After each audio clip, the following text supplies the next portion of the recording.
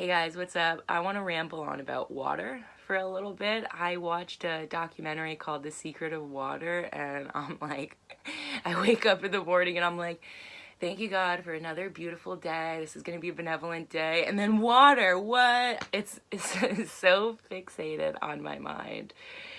So, to start, did you know that water is alive and water can die? When you look at water found naturally in Gaia, it has a high frequency, and when you crystallize it, when you put it in freezing temperatures, it creates the most beautiful harmonious crystals that look like a snowflake. I guess you can say they look like a snowflake. They're balanced and they're so beautiful and unique. And then when you get water from, let's say, the pipes, the city, it's like, wow, that water is either on its last limb of life or that water is dead. And what does that mean? What does that mean to have dead water? What does it mean to have water that's alive? And this is what's so fascinating to me, because water that is alive is like the most pure natural medicine, and I think it's so overlooked. I know I overlooked it. I knew water was important and the source of life, but just this deeper understanding of water that I want to share with you is so beautiful. So, water is very, very smart. So it has a frequency. It could be a high frequency, it could be a low frequency. When it's a high frequency, it's very alive and healthy. When it's a low frequency, it took a hit. It passed by negative emotions, negative thoughts by people, negative places where things have happened that were causing suffering. 90-degree pipes, chemical treatment, being drunk by somebody who is taking drugs and then peeing them out, and then that whole osmosis process, and then we drink it again. And this water remembers all of this abuse and it's dying, and then we drink it, and we're not experiencing the benefits of water that we can be experiencing if we have water with a clear or healthy memory and a high frequency. So, there's some ways that you can clear the memory of your water. You could freeze it and have it melt. The process of the water melting clears the memory of the water, and then you can set a new intention on the water. You could get that really cool fountain thing. That's probably a little harder to get, but let me try to explain it. Don't remember the scientist who came up with it, but it's a fountain, and there's different basins that go down, and the way that it's formed, the water goes down and then it creates figure eight, and goes down and creates a figure eight, and this figure eight creates this natural pulse sensation that replicates the pulse of the earth, Gaia, and it actually clears the memory of your water, which is really cool. Because when you're drinking water that has memory stored, you're taking that in. Whether you are aware of it or not, you're taking that in. So something cool where they came across this, a scientist had a beaker of water and then a little vial of poison. They were both in glass. The vial was sealed. She accidentally dropped the vial of poison inside of the beaker, and she figured, hey, it didn't get into the water, so let me give this beaker of water to the lab rats. And all the lab rats died. So they were like, what? How could that happen? They tested it, and I'm pretty sure that the water under a microscope did not even really show the properties of the poison, but yeah, it still transferred that information through the water. So this gets pretty crazy, and they're doing so many different experiments with this, like for example, having 2 glasses of water in the same room but distant enough where one is exposed to something and the other is not. It's still going to transfer to that other glass of water. And this really has me thinking about emotions. And when you walk into a room and you feel the energy of the room, it's because we're freaking glasses of water. We're just transferring this information to one another. And especially if we don't have a high frequency, we're susceptible to matching those lower frequencies easier. If we're a higher frequency, it's going to take a little bit, I would imagine. I'm just talking right now. I don't really know what I'm saying. So, yeah, water, I'm learning so much with the memory, how it's like a computer.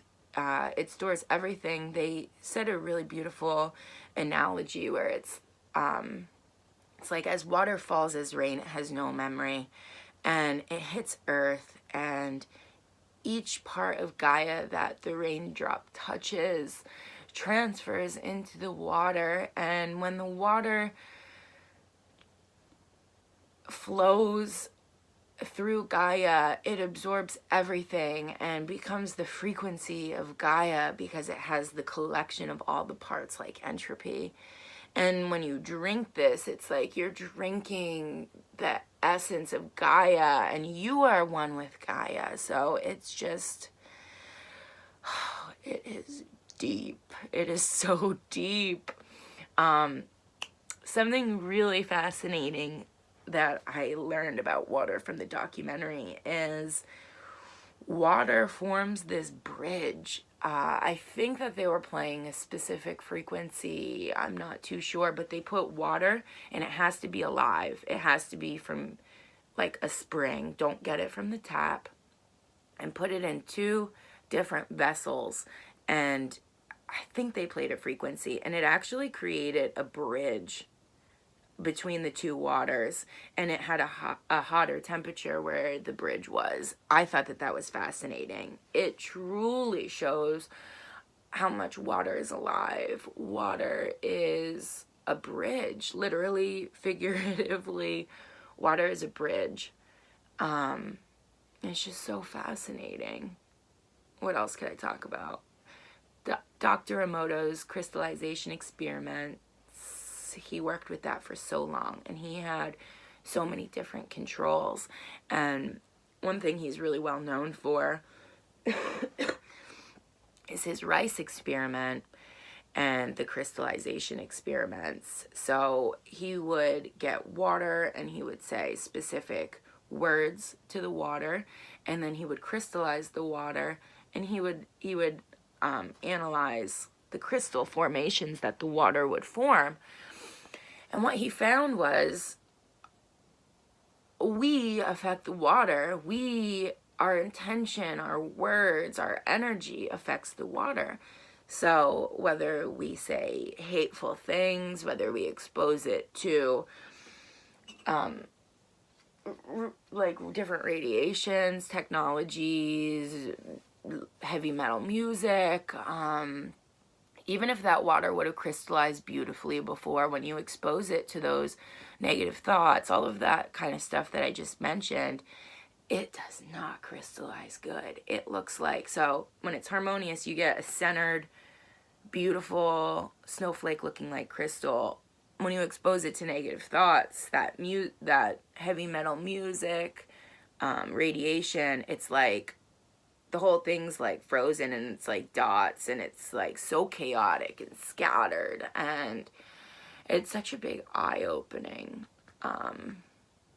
experience to see the effect and the uniqueness of all the crystals that form.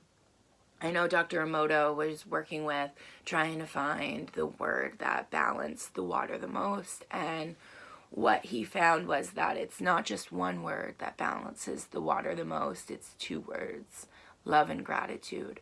So anytime you're going to eat anything or drink anything, please stop for a moment and give love and thanks to your food and your water.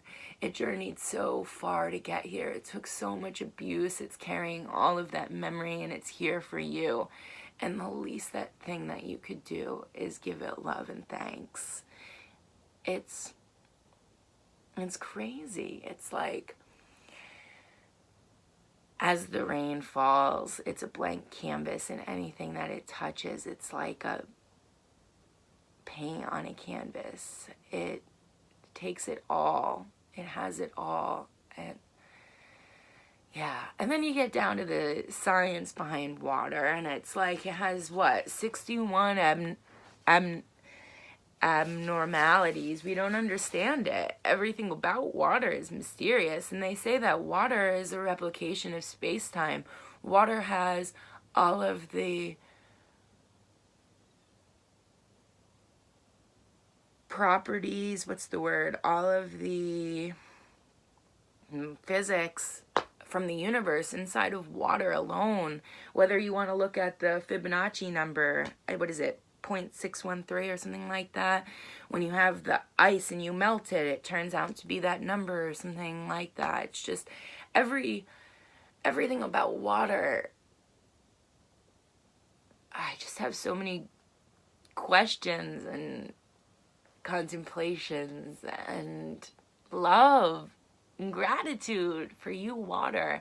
I'm at the point where I think if you get really alive water, really alkaline, alive water, and you clear the memory of that water, and you set a directly pure intention on that water is going to absorb that intention, and then you drink the water, you're transferring that information into your body. Now, what is your intention?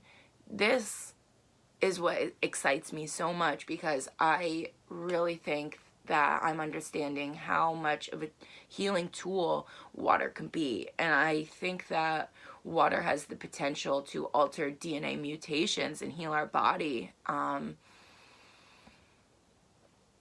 I think that this is something that's not new. It's just something that I'm seeing.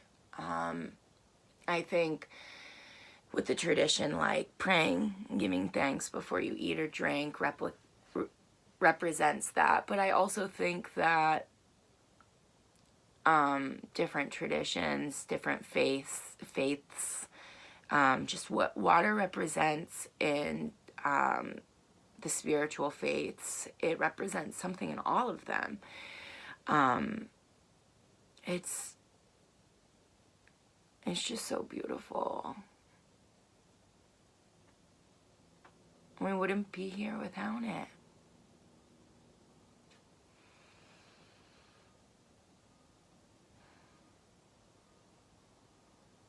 Check out that documentary. It's really good.